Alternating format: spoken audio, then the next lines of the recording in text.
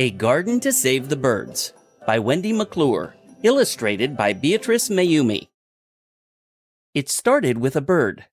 Emmy and I heard it hit our window. Bap!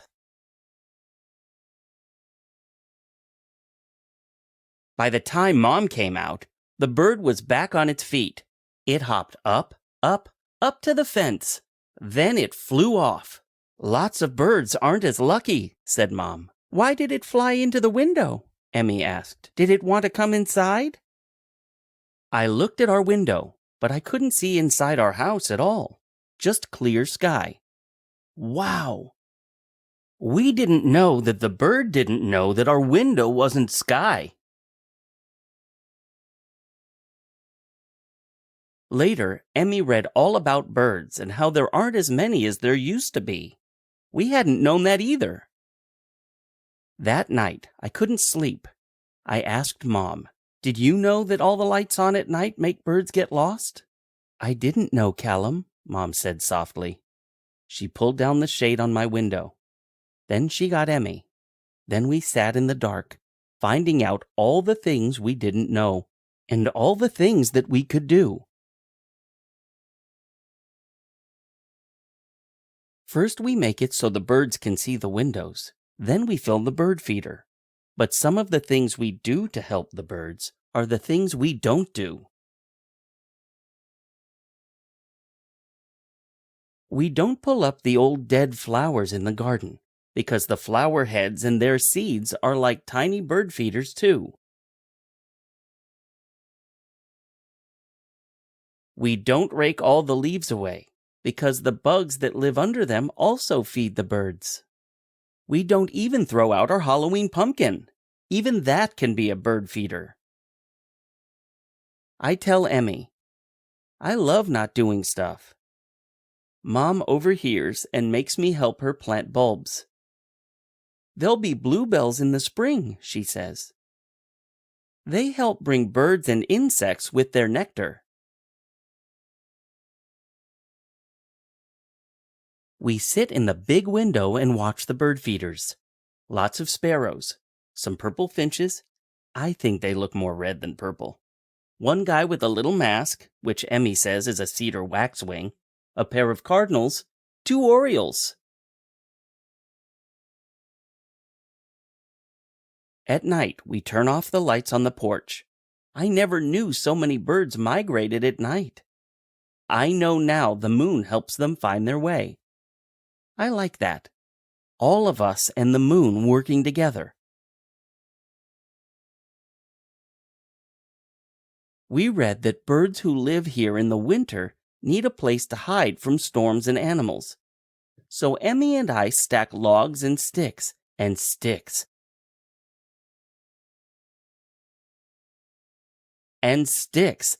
high as we can pile them. It doesn't look like much of a shelter, says Emmy. But later, when it snows, the brush pile has a thick white roof like an igloo, and we can see bird tracks in the snow around it, like little arrows. Even more visitors come for the heated water bowl that doesn't ever freeze. We gave up a whole long string of Christmas lights so we could plug it in, but it was worth it so the birds can drink. I can't wait for spring, for more birds to come back.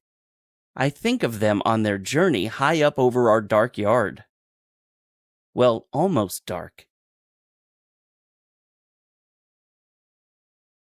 Mom wants to try talking to Mr. Burton about his lights. We tell him about the birds and how it's migration season. Just until May, Emmy says. I remember Mr. Burton had frowned when he saw that we hadn't raked all our leaves. Mr. Burton says. I'll think about it. He shuts the door. Oh well, says Emmy. But then, just after sunset, I noticed the lights are off in his yard too. We talk to more neighbors. The Yangs agree to keep their cat inside. Miss Meyer buys window decals.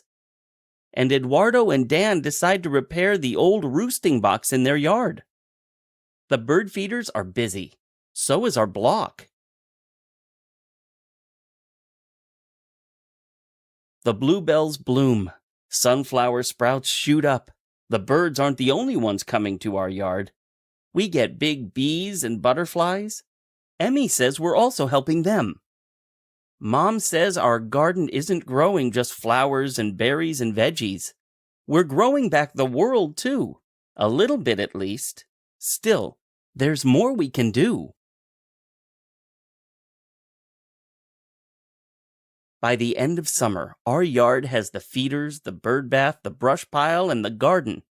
Mr. Burton has a bubbling pond and a feeder too. Behind the Myers garage is a patch of prairie grass, and across the way, the Yangs have planted milkweed. Eduardo and Dan have a place for birds to nest, and Mr. Patel just built a rain garden. We put up a sign for the neighborhood. It means we're making a difference. It means that all the yards together, like patches in a quilt, make a welcome place for the birds. I wonder what it looks like to the birds from up in the sky. I hope they know that it's real, it's safe, and it's home.